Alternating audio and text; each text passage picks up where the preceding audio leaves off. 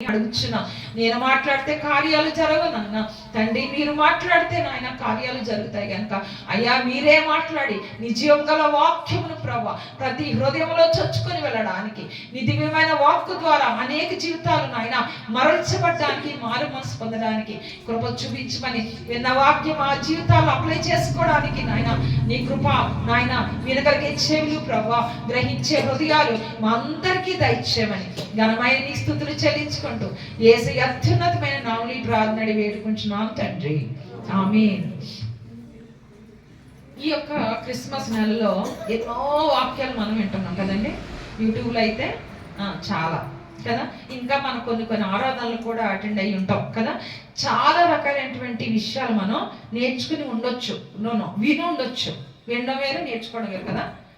చాలా విషయాలు మనం విని ఉండొచ్చు కదా. అయితే ఈరోజు దేవుడు కొన్ని మాటలు మనతో మాట్లాడడానికి ఇష్టపడుతున్నారు. మరి ఈ మాటలు మనం చదువుతూ మనం ముందుకు వెళుతూ మన జీవితంలో మరి వాటన్నిటినీ కూడా అప్లై చేసుకోవాల్సిన వారిగా ఉన్నాం. అంటే మన జీవితంలో వాటిని అన్వయించుకొని మన జీవితాన్ని సరి చేసుకొని మన జీవితాన్ని వాక్యానుసారంగా నడిపించుకోవాల్సిన బిడ్డలుగా మనం ఉన్నాం. అయితే ఈరోజు దేవుడు మనతో మాట్లాడే మాటను మనం చూసినట్లయితే ఇక్కడ లూకాసు సువార్త 2వ అధ్యాయము 6వ వచనంలో మనం చదివాం. వారక్కడ ఉన్నప్పుడు ఆమె ప్రసవ దినములు నిండెను గనక తన తొలిచూలు కుమార్ని కని పొత్తిగుడ్డలతో చుట్టి సత్రంలో వారికి స్థలము లేనందున ఎక్కడ పడుకోబెట్టారండి ఆయన్ని?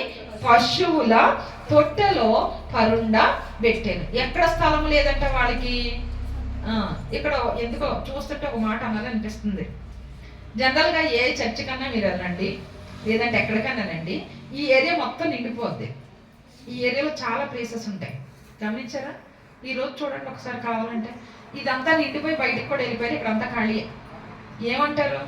వంటకాల క్రిస్మస్ వంటకాలు అంటారు కదా, చేసుకుంటూ ఉంటున్నామో ఏమో తెలీదు. రైట్, ఇది మనకి రివర్స్ కదా. రైట్.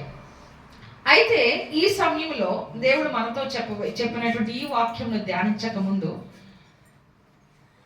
మనం ముందు వారం కనుక ఆ ముందు వారంలో క్రిస్మస్ జరిపించుకున్నాం కదా. ప్రీ క్రిస్మస్, సేమియా అనడానికి ఇష్టం లేదు నాకు, అందుకని ప్రీ క్రిస్మస్ అంట.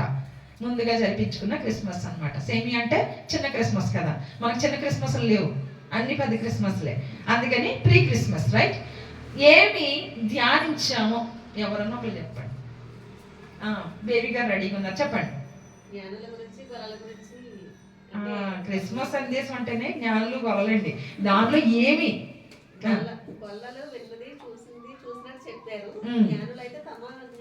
వెరీ గుడ్, దేవునికి స్తోత్రం. హల్లెలూయా, హల్లెలూయా. బేబీ గారికి గిఫ్ట్ ఇవ్వాలి. ఎవరు ఇవ్వాలి? అన్న ఇవ్వాలి, నాకు సంబంధం లేదు కదా, కానీ బేబీ గారికి గిఫ్ట్ ఇవ్వాలి. రైట్, దేవునికి స్తోత్రం. అయితే ఇక్కడ నిజంగానే గొల్లలు జ్ఞానులు అనేవి ప్రతి సంవత్సరం పుట్టిన దగ్గర నుంచి మనం వింటున్నాం. అయితే ప్రత్యేకంగా దేవుడు మనతో మాట్లాడిన మాట ఏంటంటే ఎంత చక్కగా చెప్పారంటే దానికి కారణం ఏంటో తెలుసా అండి? సిస్టర్ ఎందుకు అలా చెప్పారో తెలుసా? విన్నదాన్ని తన జీవితంలో పెట్టుకోవడానికి, అన్వయించుకోవడానికి, ఆ ప్రకారం జీవించడానికి ఆమె సిద్ధపడ్డారు గనక చెప్పగలిగారు కదా. ఇంకేమన్నా వర్సెస్ చెప్పానా? ఇంక లేదు ఇక. అందుకని అంటే ఎవరైతే మన హృదయంలో ఆ వాక్యాన్ని పెట్టుకొని ఆ ప్రకారం జీవించాలి అని అనుకుంటామో ఆ వాక్యం ఎక్కడుంటుందండి? మన హృదయంలోని, మన నోటిలో కూడా ఉంటది కదా. అదే ప్రభు యొక్క వాక్యం సెలవిస్తుంది కదా, యేసు ప్రభువని నీ నోటితో ఒప్పుకొని నీ హృదయం అందు విశ్వసించిన ఎడల. ఎప్పుడు ఎలా విశ్వసిస్తామో? ఎప్పుడైతే విన్న వాక్యాన్ని మన హృదయంలోనూ మన నోట ఉన్నప్పుడు కదా. మరి సిస్టర్ చెప్పగలిగారు కదా అలాగా. అంటే తను ఈ వారం అంతా అంటే వినిన దానిని అంతా కూడా ఏం చేస్తున్నారు? నెమరు వేయడము. తెలుసండి నెమరు వేయడం అంటే? తెలుసు కదా. అంటే తిరిగి దాన్ని గుర్తు చేసుకొని అవునా కాదా సరి చేసుకోవడం, సరి చూసుకోవడం. దేవుడిచ్చిన గొప్ప తరుణాన్ని బట్టి మరి సిస్టర్ ఇంకా ఆత్మీయ జీవితంలో అభివృద్ధి పరిచి ఆస్వాదించగాక. అయితే గొల్లలు ఏం చేశారంటే, ఎందుకు దేవుడు మొట్టమొదటిగా గొల్లలకే సువార్తమానం పంపించారు అన్న విషయాన్ని మనం ధ్యానించాం కదా. ఎందుకు గొల్లలకు మాత్రమే ఆ యొక్క సువార్తమానాన్ని దేవుడు పంపించారు, ఎందుకు అందరికీ పంపించలేదు అని అంటే, గొల్లలు ఉన్నటువంటి కొన్ని క్వాలిటీస్ మనం ధ్యానించాం కదా. ఎందుకంటే వాళ్ళు మధ్యరాత్రి వేళ ఆ చలికాలంలో వాళ్ళు ఏం చేస్తారంట, వారి గొర్రెల మందల్ని కాపాడుకుంటూ కాచుకుంటూ ఉన్నారు. వారు కాచే విధానంలో ఉన్నటువంటి ఆ రెస్పాన్సిబిలిటీ, వాళ్ళు ఎంతగా వాటిని ప్రేమిస్తున్నారో ఆ ప్రేమ, వారిలో ఉన్నటువంటి హంబుల్నెస్, ఎంతగా వాళ్ళు తగ్గించుకొని బ్రతుకుతున్నారో, వాటన్నిటిని బట్టి దేవుడు ఎవరిని ఎన్నుకున్నాడు, వాళ్ళని ఎన్నుకొని మొట్టమొదటిగా ఆ సువార్తమానము ఎవరికి పంపించారంటే గొల్లలకి మాత్రమే. మళ్ళీ ఒక మాట చెప్పుకున్నాం, గొల్లలకి కాక మరి ఎవరికి కూడా దేవదూత వచ్చి చెప్పలేదు కదండి. చెప్పారా అంటే ఎవరో అన్నారు, మరే దగ్గరికి వచ్చారని చిన్నపిల్లలు ఎవరో అన్నట్టున్నారు. అయితే మరే దగ్గరికి వచ్చి ఏం చెప్పారు, ఆ సువార్తమానం వేరు, నువ్వు పుట్టించుకుంటావు, నీ కడుపులోంచి పుడతారని చెప్పారు.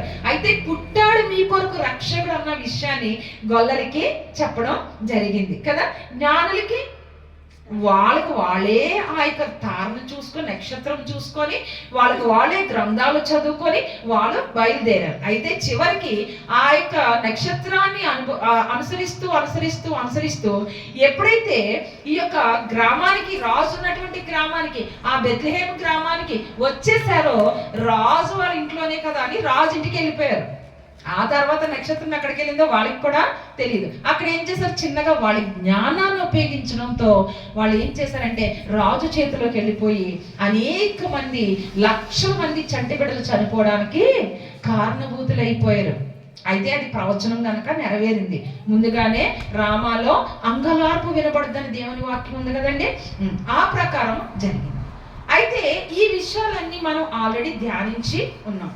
ఈ దిన ఈ యొక్క భాగం ఏమి అని అంటే కనుక, మరి యోసేపు అదేవిధంగా మరియమ్మ గారు ఏం చేస్తున్నారండి, బెత్లెహేం అనే గ్రామానికి వెళ్ళారు. ఎందుకు వెళ్ళారంట, ప్రజా సంఖ్యలో వాళ్ళ పేరు రాయించుకోవడానికి కైసరు ఔగుస్తు వలన ఆజ్ఞ అయింది కనుక వాళ్ళ స్థలానికి వెళ్ళి వాళ్ళ పేర్లు రాయించుకోవడానికి వెళ్ళారు. అయితే అక్కడేమైందటండి, మరి మరియమ్మ గారి యొక్క ప్రసవ దినములు నిండిపోవడంతో ఆమెకి ఏమైనా పెయిన్స్ స్టార్ట్ అయింది. ఏం చేసేవాళ్ళంటే అప్పట్లో సత్రాలు ఉండే కనుక ఆ సత్రంలోకి వెళ్ళి మాకు స్థలం ఇవ్వండి అని అడిగినప్పుడు వాళ్ళు ఏం చెప్పారండి, నో అని చెప్పారు. అంటే మా దగ్గర స్థలము లేదు. కానీ ఆ మరియమ్మ పరిస్థితి ఏముంది, ఇంకా డెలివరీ అయ్యే పరిస్థితిలో ఉంది, చాలా భయంకరమైనటువంటి స్థితిలో ఆమె ఉన్నారు. ప్రక్కనే వాళ్ళకి ఏముందండి, ఒక పశువుల శాల ఉంది. ఆ శాలలోకి వెళ్ళి తన యొక్క మొట్టమొదటి కుమారునికి ఏం చేశారండి, ఆవిడ జన్మనిచ్చి ఆవిడని ఎక్కడ పడుకోబెట్టారంట, పశువుల తొట్టెలో. రాజాదిరాజు అనేటువంటి దేవుడు, సర్వ సృష్టికి కారణభూతుడైనటువంటి దేవుడు ఇప్పుడు ఎక్కడండి పడుకున్నారో, ఒక పశువుల తొట్టెలో పరుండబెట్టారంట. ఈ పశువుల తొట్టె అని అంటే ఏముండదండి, జనరల్గా పశువుల తొట్టె అంటే ఏముండాలి, పశువులు పడుకుంటాయా, కాదు. దేనికి ఉపయోగిస్తారండి, ఏమేయడానికి ఉపయోగిస్తారు, కొంచెం చెప్పండి నాకు, ఎందుకంటే చాలా మంది ఉన్నారు కదా ఇక్కడ తెలిసిన వాళ్ళు, చెప్పండి. ఏమన్నారు, అంటే మరి గడ్డి మామూలుగా వేసినా తింటా కదా, ఏదో లిక్విడ్, ఏంటది, వాటర్ కాదండి, కుడితి. ఓకే, ఆ కుడితి ఎలా తయారవుతుంది, చాలా ఫ్రెష్ అండ్ కుక్ చేసి నీట్గా చక్కగా కాదు. ఏం చేస్తారండి, మన రైస్ కడిగిన నీళ్లు వేసినవి, కొన్ని వెజిటేబుల్స్ వేస్ట్ చేసినవి, వెజిటేబుల్ పీల్స్ పాడేసి వేసేవి, మరి ఇవేంటవి పాడైపోయిన వెజిటేబుల్స్, ఇవన్నీ వేసి ఒక తొట్టిలో వేస్తే అవన్నీ మురిగితే మురగడమో ఏమైతే మొత్తంగా అదంతా తీసుకెళ్ళి ఏం చేస్తారు, పశువుల తొట్టెలో వేస్తే ఆ పశువులు అన్నీ ఏం చేస్తాయి, తాగుతూ తింటూ, ఆ గడ్డి తింటూ ఇవి తాగుతూ దాంట్లో ఏమన్నా దొరికితే తింటూ ఉంటాయి. ఇది కదండి పశువుల తొట్టె. మరి మరియమ్మ గారు అక్కడికి వెళ్ళినప్పుడు ఆ పశువుల తొట్టె ఎలాగుందో మనకు తెలియదు. సింపుల్గా బైబిల్ ఏముంది, పశువుల తొట్టిలో పరుండబెట్టాను అంతే. ఒకవేళ ఆలోచిస్తే పశువుల తొట్టి ఏమై ఉండొచ్చు, బాగా మురిగి పట్టేసి అన్ని శుభ్రంగా ఎవ్రీడే వేసిన శుభ్రంగా కడిగేసి తుడిసేసి ఆరబెట్టి అప్పుడు వేయరు కదండి, ఎలాగుండి ఉంటుందండి ఆ తొట్టె. ఎంత భయంకరంగా ఉంటుంది ఆ తొట్టె, అది ఎంత మురికి వాసన వస్తూ ఉంటుంది. అలాంటి తొట్టెని ఏం చేశారండి, శుభ్రం చేసుకొని మరి ఆ పరిస్థితుల్లో దానిలో ఆ యొక్క ఉన్నటువంటి ఆ పొత్తి గుడ్డలు ఏమైతే అవన్నీ అక్కడ పెట్టి దానిలో పరుండబెట్టారంట. జీవాధిపతి అయిన దేవుడు, సర్వ సృష్టికి కారణభూతుడైన దేవుడు ఆ తొట్టెలో పరుండబెట్టబడ్డాడు. ఈరోజు మనం ఆలోచిస్తే గనక మన జీవితం అనే తొట్టె ఎలా ఉందో తెలుసండి, భయంకరమైనటువంటి మురికితోని భయంకరమైనటువంటి వాసనతో ఉన్నటువంటి ఆ తొట్టె శుభ్రం చేసి ఆయన ఆ తొట్టెలో పరున్నాడు. ఈరోజు మనందరం దేవుని యేసుప్రభువుని యాక్సెప్ట్ చేశాం కదా, అందరూ యేసుప్రభువుని నమ్మాం కదా, ఆయన బిడ్డలోని మనం అనుకుంటున్నాం కదా, ఆయన రక్షణ భాగ్యాన్ని మనం పొందుకున్నాం కదా.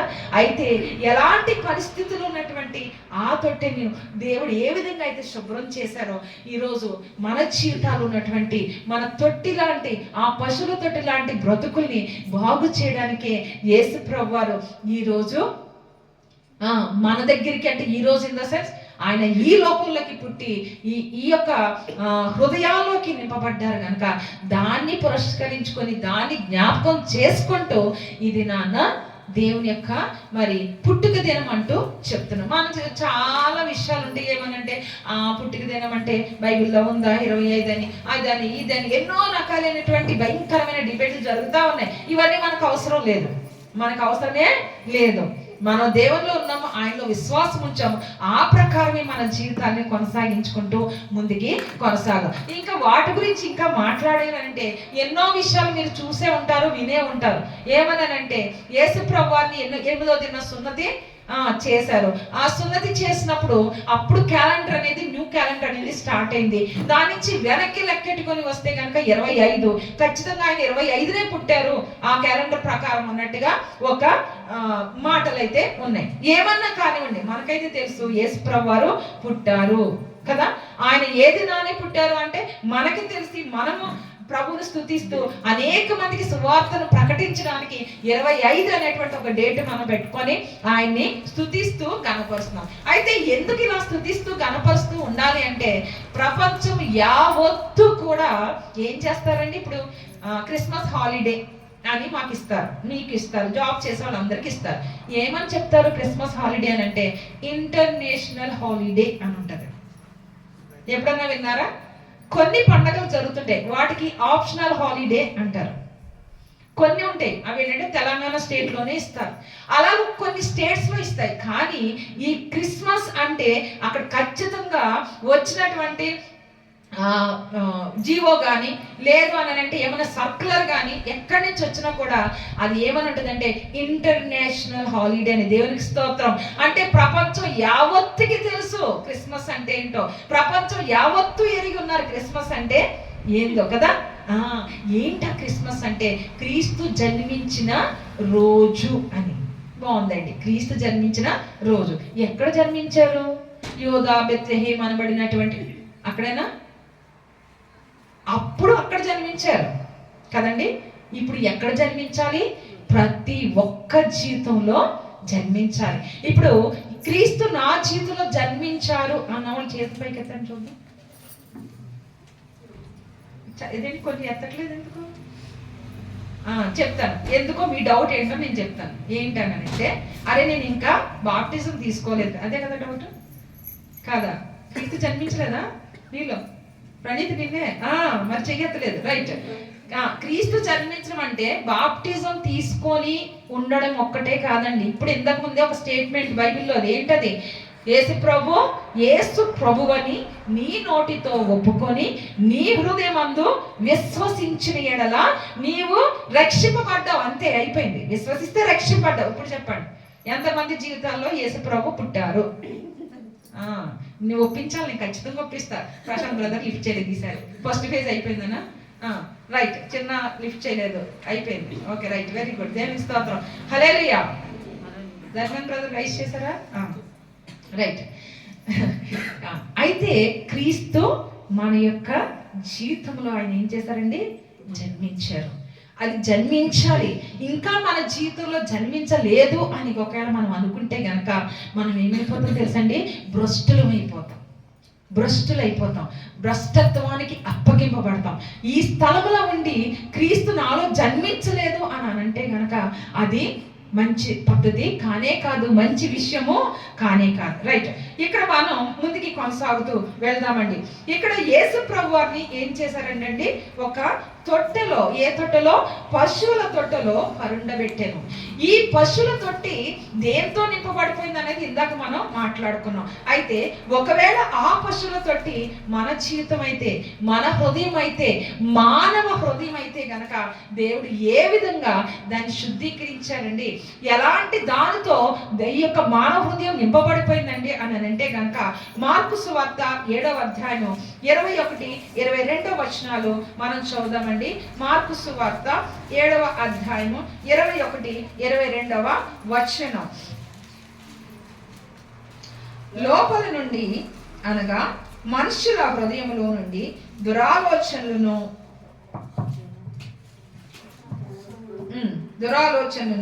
జారత్వములను, దొంగతనములను, నరహత్యలను, వ్యభిచారములను, లోభములను, చెడుతనములను, కృత్రిమమును, కామ వికారమును, మత్సరమును, దేవదూషణయు, అహంభావమును, అవివేకమును వచ్చును.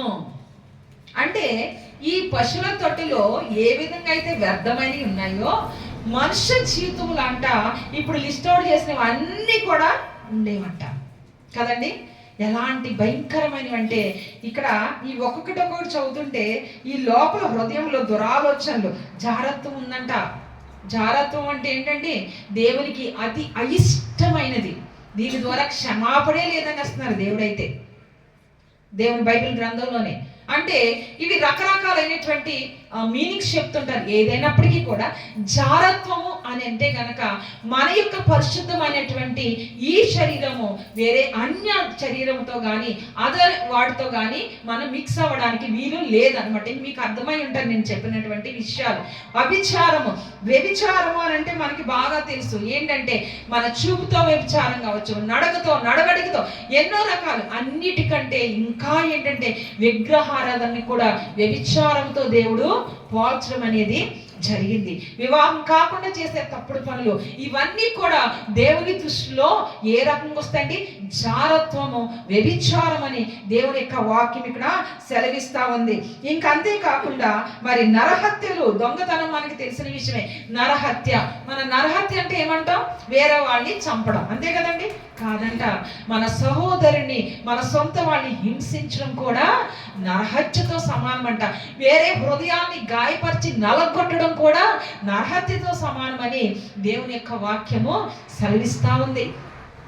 ఇవే కాకుండా ఇంకా కృత్రిమమైనటువంటి ఆలోచనలు. మనం అనుకుంటాం చాలాసార్లు ఐఎమ్ వెరీ పర్ఫెక్ట్, నేను ఏ తప్పు చేయను. కానీ ఆలోచనలో ఎలా ఉన్నాం, ఆలోచనలో ఏ తప్పులు చేస్తున్నాం, ఆలోచనలో మనుషులు ఎలా దూషిస్తున్నాం, ఆలోచనలో ఏమి ఊహించుకుంటున్నాం, ఆలోచనలో ఎలాంటి తలంపులు వస్తున్నాయి, ఇవన్నీ కూడా దేవుని దృష్టిలో ఎలాంటివంట, పాపమని, లోకమని దేవుడు వాక్యము సెలవిస్తా ఉంది. అందుకే నేను చాలాసార్లు చెప్తూ ఉంటాను, ఒక్కడు ఉన్నప్పుడు ఎలా, 100 మంది మధ్య ఉన్నప్పుడు ఎంత జాగ్రత్తగా ఉంటామో, ఒక్కడు ఉన్నా కూడా అదే ఆలోచనతో అదే జాగ్రత్తగా మనం ఉండాలని, మన ఉద్దేశాన్ని మనం సరి చేసుకోవాలని దేవుని యొక్క నామం బట్టి నేను చెప్తున్నా.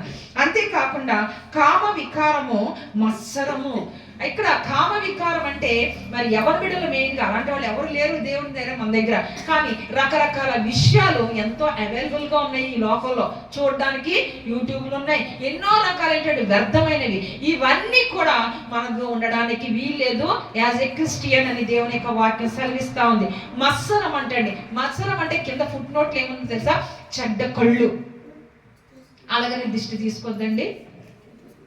చాలా మంది చెప్తుంటారు ఏమనంటే, చెడ్డ కళ్ళు అంటే దిష్టే కదా అంటారు. ఎవరన్నా మనల్ని అలా పైనుంచి కిందకి చూసినప్పుడు, లేదా మనం చాలా అందంగా తయారైనప్పుడు అంట, మంచి బట్టలు వేసుకున్నప్పుడు అంట, ఎవరన్నా చూస్తే ఇంటికి వెళ్ళాక హెడేక్ వచ్చేస్తుందట. ఆ హెడేక్తో పాటు జ్వరం కూడా రావచ్చంట. ఇవన్నీ వస్తే ఏంటి కారణం అని అంటే దాన్ని ఏమంటారంట, దిష్టి అంట. ఆ దిష్టి కోసం ఏం చేయాలంట, చాలా ఉంటాయి కార్యక్రమాలు కదా మన దగ్గర. మిరపకాయలు తీసి, ఎండుమిర్చి కదా తెలుసుకున్నావు ఎప్పుడైనా? తెలుసున్నావు. తీసి ఎండుమిర్చి తీసి దాన్ని ఏం చేయాలి, నిప్పుల్లో వేస్తే ఆ పొగ వస్తే దగ్గు వస్తుంది. ఏమొస్తుంది? అంతేనా? అదంట. ఇంకేం చేయాలండి? నిమ్మకాయలు తీస్తారా? నిమ్మకాయలు కూడా తీస్తారంట. ఇవన్నీ దిష్టిలు అంటండి. ఇవన్నీ ఎలా మారుతాం, ఎప్పుడు మారుతాం మనం? ఈ దిష్టి అనేది మనకి లేదు. ఇలాంటి కార్యక్రమాలు మనం చేయకూడదు.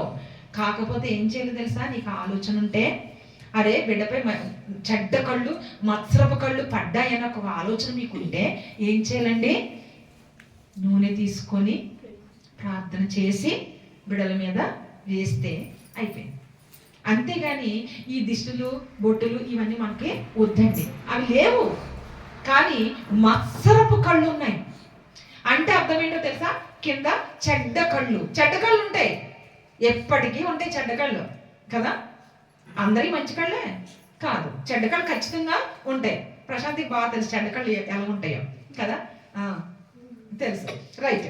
మా చిన్న ప్రశాంతికి చెడ్డ కళ్ళు ఎలాగుంటే బాగా తెలుసు. నువ్వు ఇలాగా, నేను ఇంతేనా అనేవాళ్ళు కొంతమంది, లోపల అనుకున్న వాళ్ళు కొంతమంది ఉంటారు. ఇవన్నీ ఏంటంటే మత్సరపు కళ్ళు, మత్సరం అంట. ఆ మత్సరం క్రైస్తవుడు ఉండడానికి వీల్లేదు. ఏదన్నా బాలేదా, ప్రార్థన చేద్దాం, దేవుడి కార్యాన్ని జరిగిస్తారు. ఇలాంటి మత్సరము, అంతేకాకుండా దేవదూషణయు. ఏంటండి అది? దేవదూషణ. దేవుణ్ణి దూషించడానికి, దేవుణ్ణి ద్వేషించడానికి మనకి ఛాన్స్ లేదు, క్రైస్తవుడికి లేదు. అలాంటి పనులు కూడా చేయడానికి వీలు లేదని దేవుని యొక్క వాక్యము సెలవిస్తుంది. అయితే ఇవన్నీ అహంభావము, అవివేకము. అహంభావము అని అంటే అర్థం ఏంటండి? ఎంత గర్వం? అది గర్వం. అంటే లేదు కూడా ఉన్నట్టు అనుకోవడం, ఉండడం కూడా. ఆ అహంభావం అనేది మనిషికి ఉండడానికి వీల్లేదు. దేని బట్టి? నీ చదువును బట్టి, నీ అందాన్ని బట్టి ఉండకూడదు, నీ యొక్క ఆస్తిని బట్టి, నీ స్టేటస్ని బట్టి, లేదంటే నీ డిజిగ్నేషన్ బట్టి, లేకపోతే ఏదన్నా కావచ్చు, నీ చదువును బట్టి, రైట్, నీకున్న టాలెంట్స్ని బట్టి, దేని బట్టి కూడా మనకు అహంభావం అనేది ఉండడానికి వీల్లేదని దేవుని వాక్యం ఇక్కడ సెలవిస్తా ఉంది. అంతేకాకుండా చివరిగా దేవుడు మాట్లాడేదంటే అవివేకము. ఏంటంటే అది అవివేకము. ఏంటి అవివేకం అంటే? మనకి కృపావరములు ఉన్నాయి. ఏంటండి? How many? 9. ఏంటవి? మర్చిపోయారు. నాన్నమ్మ రోజు చెప్పించి డ్రిల్లింగ్ చేయించారు, మర్చిపోయారు. చెప్పాలి. ఏం చెప్తున్నారు మీరు? నేను అడిగింది కృపావరాలు. ఈ కృపావరాల్లో మెయిన్ విషయం ఏంటంటే వివేకము, వివేచన. ఎలాగొస్తుందో తెలుసండి ఆ వివేచన? కేవలం పరిశుద్ధాత్మ దేవుని వలనే. ఏంటి వివేచన లేదంటే వివేకం అంటే? ఇది క్రైస్తవ బిడ్డలకి, క్రైస్తవ యవ్వన బిడ్డలకి చాలా అవసరం. మనతో ఫ్రెండ్షిప్ చేసే వాళ్ళు చాలా మంది ఉంటారు కదా. ఎలాంటి ఫ్రెండ్షిప్ ఇది, కరెక్టా కాదా అని వివేచించే జ్ఞానం ఎవరికి ఉండాలి? క్రైస్తవ బిడ్డలకి, ముఖ్యంగా యవ్వన బిడ్డలకు ఉండాలి. అంతేకాదు బోధించే బోధ, ఇతరులు బోధించే బోధ ఇది వాక్యానుసారమైనదా కాదా అని తెలుసుకోవాలంటే ఏం కావాలి? వివేచన కావాలి. పరిశుద్ధాత్మతో భాషలతో మాట్లాడితే ఎన్నో కార్యాలు చేసి నీ మీద చెయ్యేస్తే నీకు ఈ జబ్బు పోతుందని అంటే పోదని కాదు, స్వస్థత వరం కూడా కృపావరాల్లో ఒకటి. కానీ అలాగ దుష్టుడు కూడా చేస్తాడని దేవుని వాక్యం సెలవిస్తుంది. నీకు మంచి జరగాలని దుష్టుడు చేసి వాని వైపు లాక్కునేది ఉంది, నీకు గొప్ప కార్యం చేస్తాను దుష్టుడు చేసి వాని వైపు లాక్కునే అవకాశం కూడా ఉంది. కానీ మంచి జరిగితే ఎవరితో అయినా మంచి జరిగినా ఒకటేనా? నా క్వశ్చన్ ఆన్సర్. మంచి అనేది ఎక్కడి నుంచైనా ఓకేనా? మనకి కాదు, దేవునిచ్చే మనకి కావాలి. ఆశీర్వాదం అనేది ఎక్కడి నుంచైనా ఓకేనా? నో, కేవలం దేవుని నుంచే మనకి ఆశీర్వాదం కావాలి కదండి. అంటే ఆశీర్వాదం అంటే అర్థం ఏంటి? ఈ లోకంలో ఆశీర్వాదం సాతాను కూడా ఇవ్వగలడు కదా. సాతాను కూడా ఈ లోకంలో ఆశీర్వాదం ఇవ్వగలడు, ఖచ్చితంగా ఇవ్వగలడు. డబ్బు ఇవ్వచ్చు, అంతస్తులు ఇవ్వచ్చు, ఆస్తి ఇవ్వచ్చు, ఇంకేమైనా ఇవ్వచ్చు. కానీ మన లోపల నుంచి ఇతరులు దొంగిలించలేనిది ఒకటి ఉంటుంది, అది దేవుడు మాత్రమే ఇవ్వగలడు. అది జ్ఞానం కావచ్చు, రైట్, మంచి వాక్య బలము కావచ్చు, కృపా వరాలు అనుకున్నాం కదా. ఈ వరాలు, ఆత్మ ఫలాలు, ఇవి ఎవరైనా దొంగిలిస్తారా? నో, ఎవరు దొంగిలించలేరు, దేవుడు మాత్రమే ఇవ్వగలడు. ఆయన దొంగిలించబడేవన్నీ కూడా దేవుడు ఇవ్వగలరు, సాతాను కూడా ఇవ్వగలడు అనమాట. అర్థమైంది అనుకుంటా నా మాటలు. అయితే ఇక్కడ మనం ఆలోచిస్తే మన వివేకం అనేది ఎక్కడి నుంచి వస్తుంది? దేవుని నుంచి రావాలి. కానీ ఇక్కడున్న మాటల్లో ఏ వివేకం ఉందా? అవివేకం ఉందా? అవివేకం ఉంది. ఇప్పుడు చదివినటువంటి ఇవన్నీ కూడా అంట మానవుల్లో ఉండి మానవ జీవితాన్ని ఏం చేస్తున్నాయండి? కుళ్ళబెట్టేస్తున్నాయి, అతలాకుతలం చేస్తాయి, పాడు చేస్తున్నాయి, కంపు కొట్టేలాగా చేస్తున్నాయంట. అదే ఆ పశువుల తొట్టె. మన బ్రతుకులు ఎలాంటివంటే పశువులు తొట్టె లాంటిది. పశువుల తొట్టె లాంటి బ్రతుకులు మనవి. అలాంటి పశువుల తొట్టె లాంటి బ్రతుకుని దేవుడు ఏం చేశారండి? దాన్ని శుభ్రపరిచి దాన్ని అంతా తీసేసి ఆయనే వచ్చి ఆ తొట్టులో పడుకున్నారండి. నిజమైన దేవునికి స్తోత్రం. అంటే అలాంటి ఈ బ్రతుకుల్లో ఆయన ఏం చేసంటే ఆయనే శుద్ధీకరించి, ఆయనే పరిశుద్ధపరిచి, ఆయనే ఆ తొట్టె లాంటి ఆ బ్రతుకుని, ఆ మురిగిపోయిన బ్రతుకుని సరిచేసి మనల్ని శుద్ధీకరించారు.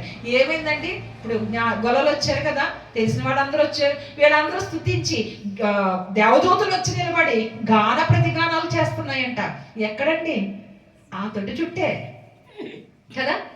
ఈ రోజు గనక మన బ్రతుకుల్ని ఆయనకు అప్పగించుకుంటే, అయ్యా ఈ లిస్ట్ అవుట్ చేసి ఇవన్నీ కూడా నాలో ఏదో ఒకటో రెండో ఖచ్చితంగా ఉన్నాయి. ఏది లేదంటే ఖచ్చితంగా ఏముంటుందంటే అవివేకం కానీ అహంభావం కానీ కామన్. రైట్? అవివేకం కానీ అహంభావం కానీ కామన్ ఉంటాయి. ఇది కానీ అది కానీ అది కానీ ఇది కానీ జోడు ఆ రెండు ఏదో ఒకటి ఖచ్చితంగా ఉండే ఉంటుంది. అది భయంకరమైన పాపం మనలో లేకపోవచ్చు, కానీ ఖచ్చితంగా వీటిల్లో ఈ అవివేకం రావచ్చు, కొన్ని విషయాల్లో అహంభావం రావచ్చు, చాలా విషయాల్లో కదా. వీటన్నిటిని కూడా శుద్ధీకరించి, ఈ తొట్టెలు ఉన్నటువంటి వాటన్నిటిని కూడా ఆయన శుద్ధీకరించి ఆయనే వచ్చి ఆ తొట్టెలో పడుకున్నారండి. మన బ్రతుకులు ఎలాంటివంటే ఒక పశువుల సాల్లో బ్రతుకుతున్నటువంటి జీవితాలు మనవి. పశువు అంటే ఏమంటాం? పశువు మా నాన్నగారు పెద్ద మాట తిట్టలేక పశువా అని తిట్టేవారు. మా నాన్నగారు తిట్టేది. అలా అనగానే మాకు షివరింగ్ అనమాట. ఇక చాలా స్ట్రిక్ట్గా ఉండేవాళ్ళు. పశువా అని అంటే అయిపోయినట్టే. ఆయన ఎప్పుడైనా నా గుమ్మంలో ఉండగా మేము గుమ్మం దాటడం కూడా మాకు తెలియదు. బయటికి వెళ్ళకూడదు అస్సలు. ఆయన ఉన్నారంటే బయటికి వెళ్ళేవాళ్ళం కాదు అసలు. చాలా ఇదిగా చూసేవాళ్ళు మా నాన్నగారు. ఎవరన్నా వచ్చే అన్యులు అసలు రాకూడదు, ఆయనకి ఇష్టం లేదు. ఎవరు రావడానికి వీల్లేదు, మేము ఎవరింటికి వెళ్ళడానికి వీల్లేదు. అలా ఉండేది ఆయన పద్ధతి అనమాట. అయితే అతి కోపం మీద ఆయన ఏం తిట్టేవారంటే పశువా అనేవారు. అంటే అర్థం ఏంటి? అది తిట్ట అసలు మామూలుగా, కానీ దాని వెనక ఎంత ఇన్నర్ మీనింగ్ ఉందో ఆలోచించండి. పశువా అని అంటే పశువుకి ఏముండో ఏముంటాయి? బుద్ధి ఉంటుందండి? ఉండదా? ఉండదు. బాడీ అయితే ఉంటుంది కదా, పెద్దగానే ఉంటుంది. ఆ పశువు వర్షం వస్తుంటే వెళ్తుంది అనుకోండి, దానికైనా ప్రాబ్లమా? ఏమి లేదు. దున్నపోతు మీద వర్షం కురిసినట్టు అంటారు కదా కొన్ని మాటలు, అలాంటి పరిస్థితి. ఇంకంతే కూడా కాదండి. పశువుకి ఏం తెలియదో తెలుసా? వర్ష వాయులు తెలియవంట. పశువుకి సంబంధమే లేదు. పశువు పరిస్థితి వీలుంటే ఏం చేస్తుంది? పశువు ఇష్టమైతే వారిని వాళ్ళ కాపరికి పాలు ఇవ్వడానికి ఇష్టం. ఒకవేళ కోపం వస్తే అదే కాపర్ని ఏం చేస్తే తన్నొచ్చు, పడవచ్చు. పశువుకి ఒక ఏమంటారంటే దాని కామన్ సెన్స్ అనేది, ఒక సెన్స్ అనేది ఉండదు. నేను ఓన్లీ పాలిచ్చే వాటి కోసమే మాట్లాడలేదు. పశువులు చాలా ఉన్నాయి, రకరకాల పశువులు ఉంటాయి. పశువు యొక్క మనస్తత్వం మనిషికి వచ్చేసిందటండి. అలాంటి పశువు లాంటి మనస్తత్వాన్ని కలిగినటువంటి మనుషులు ఉండేటువంటి ఈ లోకంలోకి ఆయన జన్మించారు. దానికి సాదృశ్యమే ఆ పశువుల పాక. ఒక్కొక్క మనిషిని తీసుకుంటే ఆ మనిషి యొక్క హృదయంలో ఎలాంటి పరిస్థితి ఉంది? కుడిత లాంటి పరిస్థితి ఉంది. ఇందాక చదివి ఇంకా చాలా ఉన్నాయండి. గలతీ పత్రిక తీస్తే కనుక ఒకసారి చూడండి, ఇంకా ఎంత బాగుంటాయి అసలు. గలతీ 5వ అధ్యాయము 19వ వచనం. గలతీలు రాసిన పత్రిక 5వ అధ్యాయము 19వ వచనాన్ని చూద్దాం ఒకసారి.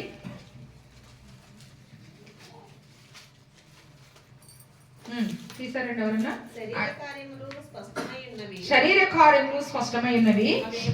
అవి అనగా జారత్వము, అపవిత్రత, కాముకత్వము, విగ్రహారాధన, అవిచారము, దేశములు, కలహము, మత్సరములు, క్రోధములు, కక్షలు, భేదములు, విమతములు, అసూయలు, మత్తతలు, అల్లరితో కూడిన ఆటపాటలు. చూసారండి, అక్కడిక్కడ కొన్ని మ్యాచ్ అయినాయి కదా ఇందాక చదివింది ఇప్పటికి. ఇవన్నీ కూడా ఎక్కడున్నాయంట? ఈ యొక్క కుడితలో ఉన్నాయని అర్థం. ఆ కుడితలో ఏం చేస్తున్నామంట? మనం కొట్టిమిట్టలాడుతూ ఉన్నామంట, వాటిలో జీవిస్తూ ఉన్నాం, వాటినే తీసుకుంటూ ఉన్న ఒక పశువు లాంటి బ్రతుకులు బ్రతుకుతూ ఉన్నప్పుడు ఆయన ఏం చేశారో తెలుసండి, వాటన్నిటినీ శుద్ధీకరించి ఆయనే దాంట్లోకి వచ్చేసారు. పశువులు జీవించే భయంకరమైనటువంటి లోకము, అలాంటి లోకంలోకి ఆయన వచ్చి మీ హృదయంలో, నా హృదయంలో, మనందరి హృదయంలో కుడితతో నిండిపోయినటువంటి ఆ యొక్క హృదయాలు, పాపాలతో నిండిపోయినటువంటి ఆ హృదయాల్ని శుద్ధీకరించి పరిశుద్ధపరిచి దానిలో ఆయన జన్మించారు. ఇప్పుడు మన జీవితాల్లో ఆయన జన్మించారని ఇందాక అడిగితే చెప్పాం కదా. ఆయన ఒప్పుకుంటున్నాం కనుక ఆయన మన జీవితాల్లో, మన హృదయాల్లో జన్మించారని అనుకున్నాం కదా. ఇప్పుడు మనం పరీక్ష చేసుకోవాల్సిన వారిగా ఉన్నాం కదండి. ఇప్పుడు ఎన్నైతే మనం చదివామో 2 బుక్స్లోంచి కదా, 2 ఇక్కడ సువార్తలోంచి, అక్కడ పత్రికలోంచి ఏమైతే చదివామో వాటిల్లో ఏది మనలో ఉంది అని గ్రహించవలసిన అవసరం ఉంది. మనలో ఉంటే కనుక విడిచిపెట్టవలసినటువంటి అవసరం కూడా ఉంది. అప్పుడే మనం నిజంగా ఏం చెప్పగలం? క్రీస్తు నాలో పుట్టారని చెప్పగలం, క్రీస్తు నాలో ఉన్నారని చెప్పగలం. క్రీస్తు మనలో ఉంటే, మనలో పుడితే ఏమవుతుందండి? దేవదూతలు సైతము అక్కడికి వచ్చి దేవుణ్ణి మనతో పాటు స్తుతిస్తాయంట కదా. మన ప్రార్థన చేస్తుంటుంటే, మన ప్రార్థన వినడానికి, మన ప్రార్థన మోసుకొని వెళ్ళడానికి ఎవరు వస్తారండి? దేవదూతలు మన చుట్టూ తిరుగుతూనే ఉంటాయి ఎల్లప్పుడు కదా. దేవదూతలతో పాటు అది అదర్ దూతలు కూడా తిరుగుతానే ఉంటాయి, తర్వాత సంగతి. వాటిని జయించి నిలబడడానికి, మన ప్రార్థనని పట్టుకొని ఎత్తుకొని వెళ్ళడానికి దేవదూతలు మన చుట్టూనే ఉంటాయి కదా. అంటే ఒకవేళ ఈ హృదయంలో యేసై ఉంటే, ఈ పశువుల తొట్టె లాంటి ఈ తొట్టెలో యేసై పరిణబెట్టబడి ఉంటే కనుక మనం ఏం చేస్తాం? ఆయన స్తుతిస్తాం. మనతో పాటు దేవదూతలు ఏం చేస్తారంట? గాన ప్రతిగానాలు చేసి ఏ మాట చెప్పారండి? గొల్లల దగ్గరికి వచ్చి, సర్వోన్నతమైన స్థలములో దేవునికి మహిమయు, ఆయనకిష్టులైన మనుషులకు భూమి మీద సమాధానం. అంటే ఈ హృదయము కుళ్ళిపోయినటువంటి ఈ పశువులతోటి క్లీన్ చేయబడి దానిలో యేసై ఉంటే మనం ఎవరైతే అప్పుడు ఆయనకిష్టులైన ప్రజలము. మనం ఎక్కడున్నాము? భూమి మీద ఉన్నాము. మనకి ఏం కలుగుతుందండి? సమాధానం కలుగుతుందని దేవుని యొక్క వాక్యము సెలవిస్తుంది. మరి ఆ కృపను మనం పొందుకోగలిగినట్లయితే దేవుడు ఈరోజు క్రిస్మస్కి, మనం చేసినటువంటి ఈ క్రిస్మస్కి నిజంగానే ఒక మీనింగ్ కదా, ఒక మీనింగ్ఫుల్ క్రిస్మస్ని ఈరోజు మనం చేసుకోగలుగుతాం. అంతేగాని ఎవ్రీ ఇయర్ ఆచారంగా కనుక మనం క్రిస్మస్ చేసుకుంటే కనుక మనం ఎప్పటికీ కూడా మారు మనసు లేక మన బ్రతుకులు అలాగే కొనసాగిపోతే ఎన్నో సంవత్సరాలు మన జీవితంలో వెళ్ళిపోతూనే ఉంటాయి. ఎన్నో క్రిస్మస్లు మనం చేస్తుంటాం. కానీ ఏదో ఒక రోజు వెళ్ళిన మన ప్రభు తిరిగి రానయ్యన్నారు. ఆ రోజు కనుక ఈ క్రిస్మస్ ఆనందం ఎల్లప్పుడూ లేకపోతే, ఆయన వచ్చేటప్పటికి కనుక ఈ క్రిస్మస్ ఆనందం మనలో లేకపోతే ఏమవుతామండి? ఎత్తబడగలుగుతామా? చాలా జాగ్రత్తగా మనం ఆలోచించాలి. ఏమి నాలో ఉన్నాయి ప్రభా, ఇంకా నేను ఏమి విడిచిపెట్టాలి ప్రభా, ఏమి నేను ఇంకా పొందుకోవాలి ప్రభా అని దేవుని సన్నిధిలో ప్రార్థించవలసిన బిడ్డలుగా మనం ఉన్నామని దేవుని యొక్క వాక్యం ఇక్కడ సెలవిస్తూ ఉంది. నేను చివరిగా ముగించబోతున్నానండి. మత్తయి సువార్త 1వ అధ్యాయము 21వ వచనం ఎవరన్నా చూడకుండా చెప్పగలిగితే మళ్ళీ రవికాంతాన్ని గిఫ్ట్ ఇస్తారు. త్వరగా చూసి చెప్తే కుదరదండి, త్వరగా చెప్పాలి. 3, 2, 1 సేవ్. రైట్, సేవ్ అయ్యారు. Right, okay. ఏమందండి ఇది? ఆమె యొక్క కుమారుని కన్ను తన ప్రజలను వారి పాపము నుండి ఆయనే రక్షించిన గనక ఆయనకి ఏమని పేరు పెడతారు? యేసు. యేసు అనే మాటకు అర్థం ఏంటంటే రక్షకుడు. ఒకవేళ మన జీవితాలు ఇలాంటి భయంకరమైన జీవితాలు అయితే కనుక, ఈ యొక్క ఇప్పుడైతే ఎన్నైతే మత్సరాలు చదివేమో, అవివేకం చదివేమో, అవిచారం చదివేమో, ఇవన్నీ కనుక మనం ఆలోచిస్తే కనుక వీటన్నిటిని రక్షించడానికి ఎవరున్నారండి? ప్రభు అయినటువంటి యేసుక్రీస్తు ఉన్నారు. ఆయనే చెప్తున్నారు, ఈ ప్రజలందరినీ నేను రక్షిస్తాను కనుక నన్ను యాక్సెప్ట్ చేయండి. చేసినప్పుడు మీ యొక్క భయంకరమైనటువంటి పాకుడు కట్టినటువంటి మీ తొట్టెలు అన్నిటినీ కూడా శుద్ధీకరించి నేను దానిలో నివసించడానికి, మీతో నివసించడానికి నేను ఉంటానని ఆయన మనకి వాగ్దానము చేస్తా ఉన్నారు. అంతేకాకుండా మన జీవితాల్ని ఆయన కృపలో వెలుగులో నడిపించడానికి ఆయన సిద్ధపడి మరి ఈ లోకంలోకి వచ్చారు కదండి. ఆయన పుట్టినప్పుడు ఆ తార రావడానికి కారణం ఏంటి అని అంటే కనుక మిమ్మల్ని నడిపించేవాడిని నేనే అని. జ్ఞానులు ఆ యొక్క తారను చూసినప్పుడల్లా కరెక్ట్గా నడిచారు. ఎప్పుడైతే తార నుంచి బయటికి వచ్చారో ఆ యొక్క డైరెక్షన్ మార్చేసుకున్నారో ఏమైందండి వాళ్ళ జీవితంలో భయంకరమైన విపత్తు అనేది జరిగేసింది కదా.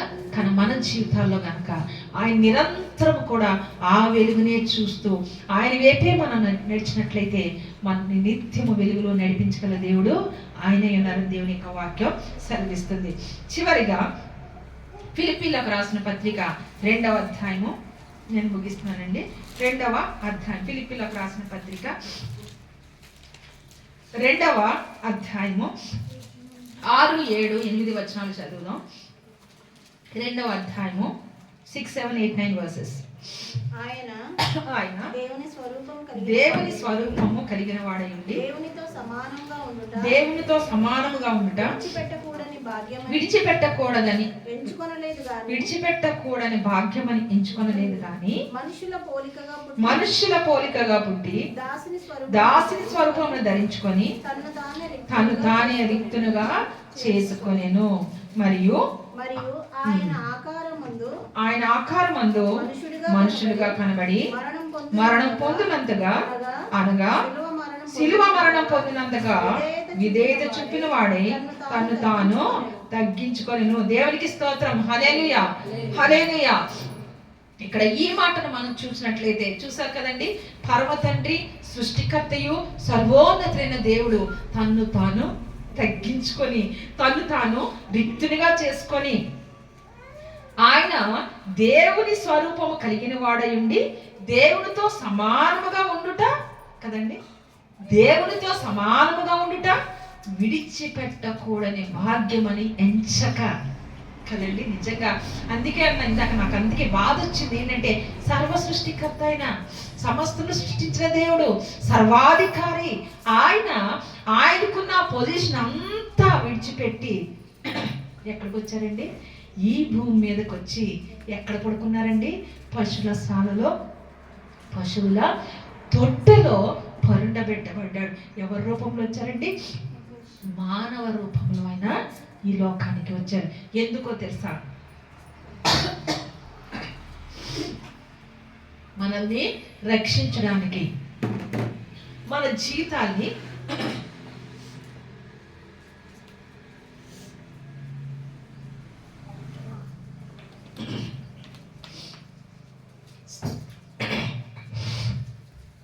జీవితాన్ని సరిచేయడం కోసం, భయంకరమైన కుళ్ళిపోయినటువంటి పాకుడు కట్టిన బ్రతుకుల్ని సరిచేయడానికి ఆయన విడిచిపెట్టకూడని భాగ్యమని దాన్ని ఎంచక ఆయన దేవునితో సమానముగా ఆ విషయాలు ఆలోచిస్తే కనుక ఇంకా చాలా దేవునితో సమానంగా అంటే ఈయన వేరా అని అనుకోవడానికి అవకాశము లేదు.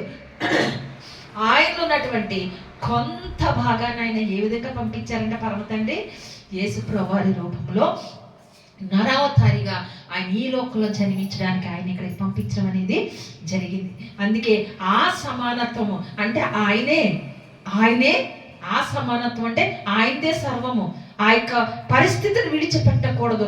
నేను చాలా గొప్ప, నేను ఉన్నతమైన వాడిని అనుకోక ఆయన ఏం చేశారండి? తను తాను తగ్గించుకొని రిక్తునిగా చేసుకొని ఆయన ఏం చేశారు? ఈ లోకానికి మనిషి వలె నరరూపునిగా పుట్టడం అనేది జరిగింది. ఈ విషయాన్ని మనం ముందుకు చూసినట్లయితే 9వ వచనం నేను చెప్పాను కదండి. అందుచేత పరలోకముందున్న వారిలో కానీ, భూమి మీద ఉన్న వారిలో కానీ, భూమి క్రింద ఉన్న వారిలో కానీ ప్రతి వారి మోకాలు యేసు నామమున వంగునట్లు, ప్రతి వారి నాలుకయు తండ్రి అయిన దేవుని మహిమార్థమై యేసుక్రీస్తు ప్రభువని ఒప్పుకొన్నట్లును దేవుడు ఆయనను అధికముగా హెచ్చించి ప్రతి నామమునకు పై నామముగా ఆయనను అనుగ్రహించాను. దేవునికి స్తోత్రం, హల్లెలూయా. ఎక్కడున్న వాళ్ళకన్నా, నాట్ ఓన్లీ క్రిస్టియన్స్ కదా, లేదంటే ఈ చర్చిలో లార్డ్ ప్రైజ్ చర్చిలో ఉన్న వాళ్ళే కాదు కదా, లేదంటే ఈ గ్రామంలో ఉన్న వాళ్ళే కాదు కదా. ఇప్పుడు ఏమనుకున్నాం మనం? ఇంటర్నేషనల్ హాలిడే అనుకున్నాం కదా. ఈ ఇంటర్నేషనల్ హాలిడే అంటే ఓన్లీ భూమి మీద ఉన్న వాళ్ళకి అని కూడా ఇక్కడ లేదు. ఆయన ఎవరంటే అధికారి, పరలోకములు ఉన్న వారికి, లేదంటే చనిపోయిన వారికి, బ్రతికున్న వారికి, సమస్త ప్రజలకి, అందరికి ఆయన ఏమై ఉన్నాడంటే ఆయన సమస్త సృష్టికి ఆయన దేవుడై ఉన్నారు. అందుకనే అంతగా ఆయన నామం హెచ్చింపబడింది కనుక మనం ఏం చేయాలంట? ప్రతి ఒక్కరి యొక్క నాలుక ఆయనే ప్రభువని ఒప్పుకోవాలి కదా. ప్రతి మోకాలు ఆయన ఎదుట వంగాలి. ఇది దేవుని యొక్క చిత్తమే ఉన్నది. అంత గొప్పగా ఆయన ఏం చేశాడు దేవుడు? దేవుని యొక్క నామము హెచ్చింపబడింది కనుక ఈరోజు మన ప్రభు సన్నిధిలో అడుగుదాం, ప్రభువా చనిపోయినటువంటి మా బ్రతుకుని బ్రతికించాం, పాడైపోయి కుళ్ళిపోయినటువంటి మా జీవితాన్ని సరిచేసాం. నిజమే తండ్రి, మా జీవితాల్లో ప్రభువా చదివిన అనేకమైనటువంటి లోక విషయాలు మునిగిపోయి ఉన్నాయి. వాటన్నిటి నుంచి మమ్మల్ని కడిగిన దేవా నీ కొందనాలు. మా బ్రతుకుల్లో మా జీవితాల్లో పుట్టిన తండ్రి మీ కొందనాలు. ఈ విధమైనటువంటి క్రిస్మస్ని ప్రతి దినము ప్రతి క్షణము నేను జరిపించుకుంటాను ప్రభువా అని దేవుడి సన్నిధిలో ప్రార్థించాను. అంటే ప్రతి క్షణం ప్రతి దినము పిండి వంటలు అందుకొని కొత్త బట్టలు వేసుకొని అవి కాదండి. ఆయన ఉద్దేశం ఏంటి? ప్రభువా ఇదిగో ప్రతిదినం నేను కలిగి ఉన్న జీవితాన్ని నేను కొనసాగిస్తా ప్రభువా, ప్రతి విషయంలో నేను కనపరుచుకుంటాను ప్రభువా, నేను కలిగి ఉన్నానని మన ప్రభు సన్నిధిలో అడిగినట్లయితే ఇది మన జీవితంలో గొప్ప క్రిస్మస్. ఆ క్రిస్మస్ని ప్రతిదినము చేసుకునేటువంటి కృప పరిశుద్ధాత్మ దేవుడు మనందరికీ దయచేయగాక. ఆమేన్. ప్రార్థన చేద్దాం. మహాకనికరం గల దేవ, మహోన్నతుడ, పరిశుద్ధుడా, మీకే వందనాలు, స్తోత్రం, స్తుతులు చెల్లించుకుంటున్నామయ్యా. మహోన్నతులైన జీవాధిపతి అయిన దేవ, మీకే వందనాలు. ఇదిగో నా తండ్రి, సర్వ సృష్టికి సృష్టికర్తవైన ప్రభా, మీరు లేనిదేనైనా, మీరు లేకుండా కలిగిందంటూ ఏమీ లేదని నీ యొక్క వాక్యము సెలవిస్తుంది. కలిగినదంతా కూడా నాయన నీతోనే నాయన, మీతోనే నాయన కలిగింపబడింది కనుక ప్రభా, నీవు సర్వాధికారివై ఉండి ప్రభా, సర్వ సృష్టికి అధికారమైంది నాయన. అన్ని నామముల కంటే గొప్పగా హెచ్చింపబడినటువంటి నామం కలిగిన దేవునిగా నాయన మా జీవితంలో పుట్టడానికి ఇష్టపడ్డారు తండ్రి. ఈ దీనిలో బ్రతుకుల్లో పుట్టడానికి ఇష్టపడ్డారు నాయన. అవును తండ్రి, మేము తండ్రి మిమ్మల్ని కలిగి నాయన మా జీవితాన్ని కొనసాగించడానికి వాక్యంలో నా తండ్రి దినాన్ని మీరు మాతో మాట్లాడి ఏది కూడా మీకు ఇష్టమైనది ఏది కూడా మా జీవితాల్లో లేకుండా ప్రభా, నీకు ఇష్టకరమైనది అంతా మేము కలిగి ఉండడానికి పూర్ణంగా శుద్ధీకరింపబడి మీరు మా జీవితాల్లో పరిపూర్ణంగా ఉన్నట్లుగా నాయన మేము బ్రతకడానికి సహాయం చేయండి అయ్యా. మీకు వందనాలు, స్తోత్రం. ఏ విషయం తప్పిపోకుండా నాయన, ఏ విషయం నీకు దూరం కాకుండా అయ్యా, ఏ విషయంలోనూ మీకు వ్యతిరేకంగా లేకుండా నాయన అయ్యా, మీకు లోబడినటువంటి బ్రతుకును నిరంతరం కలిగి ఉండి నిత్యము మీ స్తుతించే కృప మాకు మా జీవితాలకు అనుగ్రహించమని ఎత్తబడిన ఈ వాక్యము నాయన ప్రతి హృదయంలో, మా అందరి హృదయంలో నాయన గారు నూరంతలుగా ఫలించినట్లుగా సహాయం చేయమని ఘనమైన మీ పాదములకు స్తుతులు వందనాలు చెల్లించుకుంటూ యేసయ్య శ్రేష్టమైన ఉన్నతమైన నామంలో ఈ ప్రార్థన విన్నపాలు అడిగి పొందుకొని ఉన్నాము తండ్రి. ఆమేన్. పరలోకమందున్న మా తండ్రి, మీ నామం పరిశుద్ధపరచబడును గాక, మీ రాజ్యం వచ్చును గాక, మీ చిత్తం పరలోకమందు నెరవేర్చినట్లు భూమి యందును నెరవేరును గాక. మనది ఆహారం నేడు మాకు దయచేయము, మరలా అపరాధం చేసిన వారిని క్షమించిన ప్రకారం అపరాధములు క్షమించము, మమ్మ శోధనలోకి తేకాదృష్టి తప్పించము. రాజ్యము, బలము, శక్తి, మహిమ నిరంతరము నీవై ఉన్నావు తండ్రి. ఆమేన్.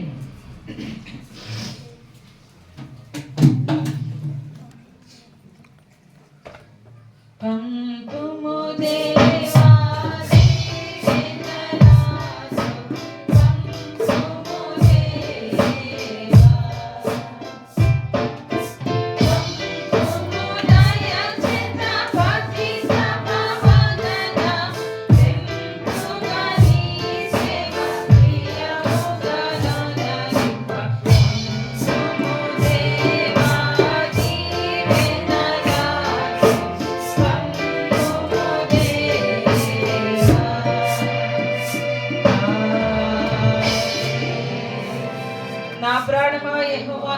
సన్నతించుము. నా అంతరంలో ఉన్న సమస్తం ఆయన పరిశుద్ధ నామం సన్నతించుము. నా ప్రాణమా యెహోవాను సన్నతించుము. ఆయన చేసిన ఉపకారములలో దేనిని మరవకము. నా ప్రాణమా యెహోవాను సన్నతించుము. ఆమేన్. తండ్రి అయిన దేవుని యొక్క ప్రేమ, కుమారుని యొక్క కృప, పరిశుద్ధాత్మని యొక్క అన్యోన్య సహవాసము ఇప్పుడు ఎల్లప్పుడు సదాకాలం మనందరికీ తోడయుండి ఆయన కృపా దీవెన కలిగి ఉండి ఆయన నిరంతరం మన జీవితంలో నివసించేటువంటి కృపను పరిశుద్ధాత్మ దేవుడు మనకు అనుగ్రహించుగాక. ఆమేన్. God bless you all. Happy Christmas to all.